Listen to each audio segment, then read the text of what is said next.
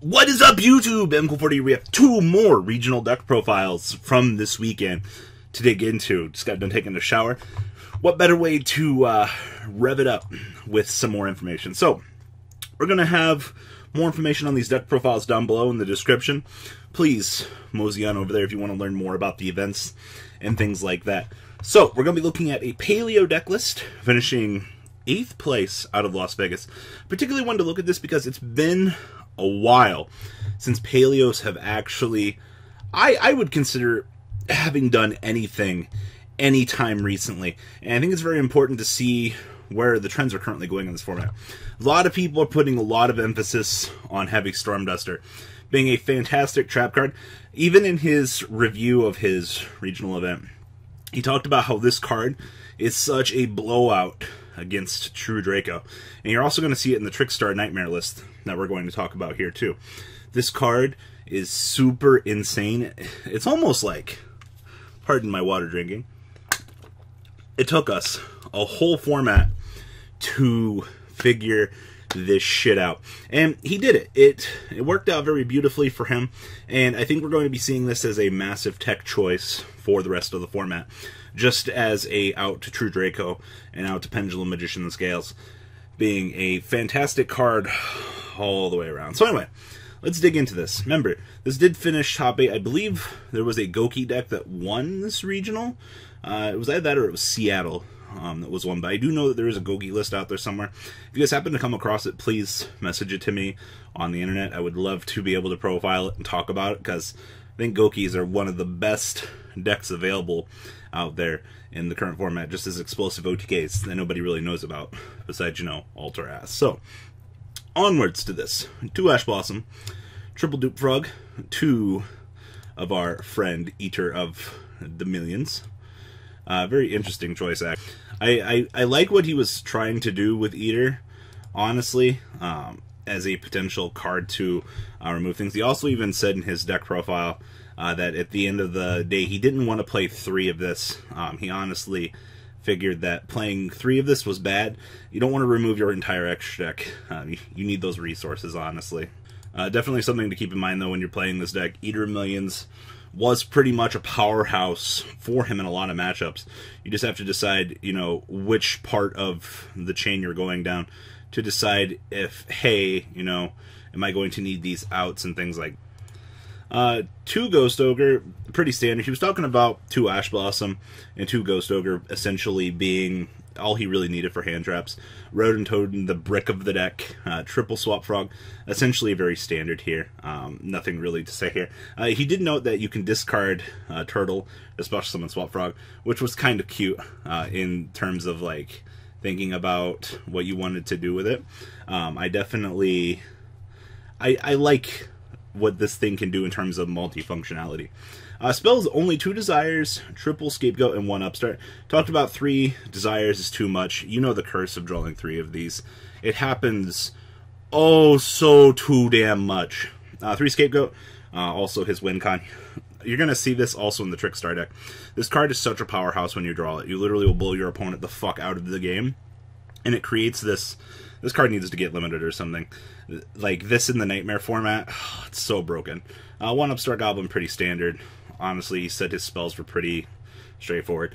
Traps 2 Anti-Spell, 3 Heavy Stormduster, 1 Impure Order, 1 Infinite Impartance, 2 Mistake, triple Cadenia, 1 Dynamiscus, 1 Lenocia, 1 Morella, triple Olenoides, 1 Judgment, 1 Warning. He said pretty much his Paleo ratio was fine. He said some of them were, obviously some of the Paleos are bad, that's why he chose the ratio he did. And 3 Anti-Spell main deck was a little bit too much for his taste, and I do agree with that. This is one of those cards that you don't really want to draw multiples of, so you cut it back to 2. It's same logic behind the Desires, honestly.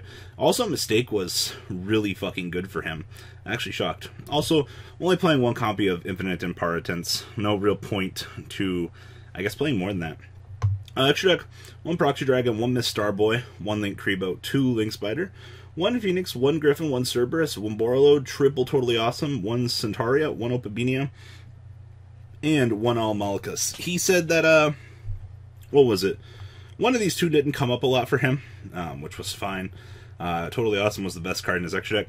And on the topic of playing 2 Miss Starboy, he said that it really didn't matter. There was one game that he would have liked to have had it, but he still won anyway. So, for the most part, I really don't think you need to be playing multiple copies of Miss Starboy, especially in this current day and age, honestly.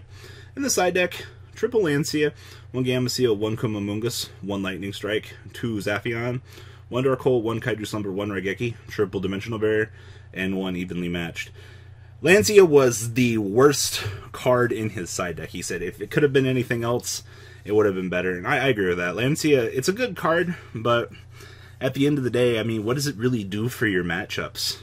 All for all, though, this is a very steady deck. He didn't play any Pendulum Magicians, which I have no idea how the fuck that happens to you on a day by day.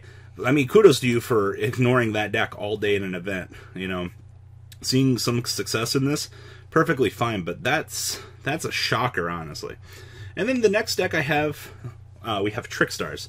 This finished 3rd place in Seattle. I wanted to look at this because he was playing a Knightmare engine in the extra deck. And he talked about how he wished he had had a Griffin, basically, for this engine as well. But he said the engine with the Goblin was fantastic. The additional normal summon that Goblin granted to him, you can get super cheeky and discard your reincarnations at a special summon, you know, more monsters. But his general combo extending with the assistance of Knightmare, this was fantastic. And I think going forward in Trickstars, we're going to see them take full advantage of the Knightmare engine. Because, whew, being able to get additional normal summons, amongst other things, that is incredibly awesome. Just combo extending and things like that. This deck is still so degenerate. Remember, the OCG at this point didn't have triple reincarnation and the other bullshit that we have with it. By this point in time, the OCG had limited reincarnation, but the TCG still has this, so no fun allowed. Anyway, this is the 3rd place Seattle list. Triple Draw and Lockbird, or excuse me, Triple Ash. Don't really need much of an introduction for this thing. Triple Draw and Lockbird, you guys know the degeneracy that comes with Draw and Lockbird, Trickstar reincarnation. Yeah, the reason why this deck is good is because you can force your opponent's hand from them, and it does come up enough that you do need to be in consideration of playing it. 2 Ghost Ogre, 8 hand traps. He said he'd considered, I believe it was 1 more Ogre, but Ogre really didn't come up all that much. The 3rd Ogre is in the side deck to give him access to it. 2 copies of Honest. He said that this card stole so many games. I had one of our local players testing Honest too. And Honest was fantastic to him. He said it stole so many games, and I agree. Like, you probably should give Honest some consideration when playing Trickstars, just because it's one of those gimmicky wins, but a gimmicky win is still a gimmicky win. Triple Cadenia, 1 Lilybell, Triple Licorice. He also mentioned that he considered double Lilybell, but I think for the most part you don't really need to play multiple copies of Lilybell. It's just, if it's there, it's there. 2 Desire and 2 Duality. Now, Duality is something important he was talking about as well. Being able to set up turn 1 is fine. You don't always have to special summon, which is great, because he said that you can Duality, take what you want, and then Desire away the rest. No real problem here. Just, once again, you don't really special summon turn 1. It's a fantastic card, and it granted him a lot of access to a lot of different plays I don't think that he had really considered possible when looking at this deck. And I honestly really like Duality in this.